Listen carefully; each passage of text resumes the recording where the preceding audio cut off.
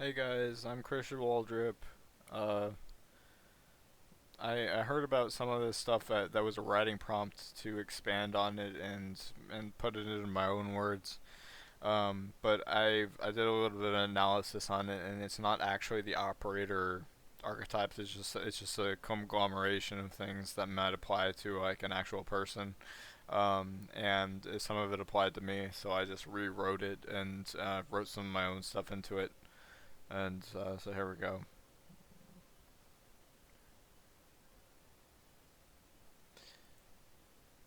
I have high metacognition, hypervigilance turned into strategic awareness, complex pattern recognition, systems thinking, second order thinking, adaptive intelligence AQ, internalized boundary setting, selective communication, structural awareness, abstraction under stress, and am a person with high perceptual sensitivity, early exposure to instability, strong internal reasoning, self taught intelligence, introspective thinking, strategic awareness. Let me tell you something about myself. I grew up in environments where most people narrow their awareness just to get through the day, but I didn't. My mind naturally widened instead of shrinking. I learned early that paying attention to the deeper structure of things kept me safer than blindly trusting whatever system I was in. I didn't choose this, it's simply how my cognition formed. I communicate, I listen more, I communicate clearly. Sometimes I raise signal, especially when setting clear boundaries that don't affect what the other is doing or them living their best life. I like to touch base with people and don't like people going above me or having a negative impact on my life. I like freedom and flexibility and have control and power over my life and speak for myself and have wear win choice environment. I like my solitude, privacy, and keep my room clean. I like doing my job, and I think others should too. And I really like getting things done now. And we cannot change. We cannot gain as we lose more. More time.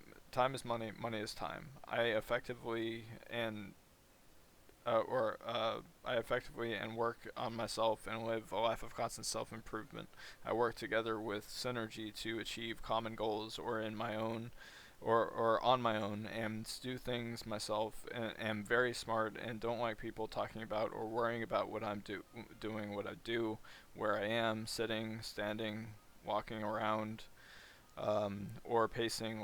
I like to be on the same page and don't like anything or anyone having an unwanted agenda for how my life should be. No lack mindsets or talking about the narrative of the room or bossing independent people around. I like comfort and frugal luxury, and my things. These are things that I have. If you find a crowded room, there are so many ways to steal or take, and I've had things stolen and go missing, be thrown away, or go missing during vulnerable times like moving. I drink coffee, and it's fine as long as no one says anything. And I want long, awesome, beautiful hair, and do not want a haircut. I am on a hair growth journey. A boundary: don't talk about my hair or getting a cut. Don't talk about my coffee, and don't talk about my things or things I collect. And don't steal. It's in the Bible in the Ten Commandments. I like money, fortune, fame, wealth, control, power, and seek personal freedom and have people listen to me and respect me. And I am very independent, and I think no one should seek power over others. I track emotional shifts, power dynamics, inconsistencies, and cause and effect chains almost automatically. While others simply cope, I absorb complexity and make sense of it.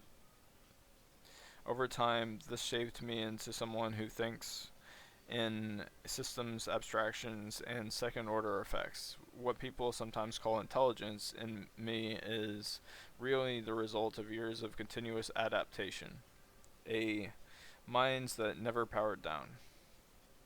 I've always sensed that I think differently. Conversations often feel incomplete, explanations feel shallow, and authority feels conditional rather than absolute. It's not rebellion, it's structural awareness. My attention naturally goes beneath appearances to the underlying mechanism. Socially, this can make me hard to categorize.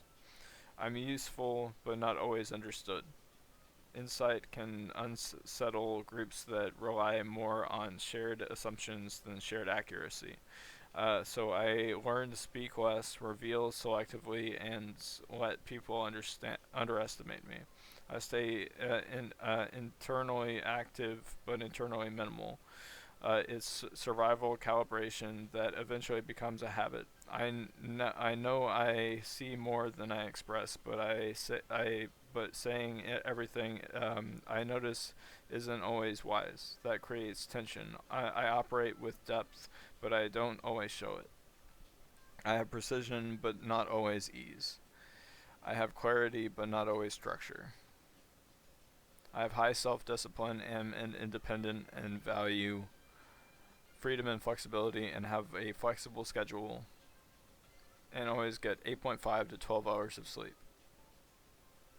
My defining trait isn't just intelligence, it's metacognition. I watch my own thinking, revise my internal models, and stay stable even when things are ambiguous. This makes me natural strategist, analysis designer, and problem solver. But it also means I can overload myself if I don't have structure or sequencing to channel my perception. I've felt the same paradox many operator minded people feel. I know I have more capacity than I'm using, yet I feel mentally taxed. I sense latent clarity and latent leverage that it hasn't fully locked in. That's not a lack of ability, it's a deployment issue. Understanding this operator style cognition, uh, why standard narratives never fit me, why competence came early but eased in, why my perception sharpened while my stability lagged behind. Most importantly, it confirms something I've always felt but rarely said. My mind wasn't meant to stay in survival mode.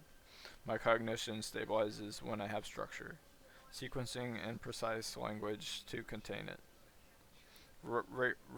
Recognition is the first turning point.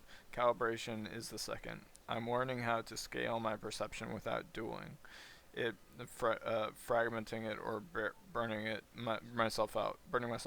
This is one I am and who I'm becoming.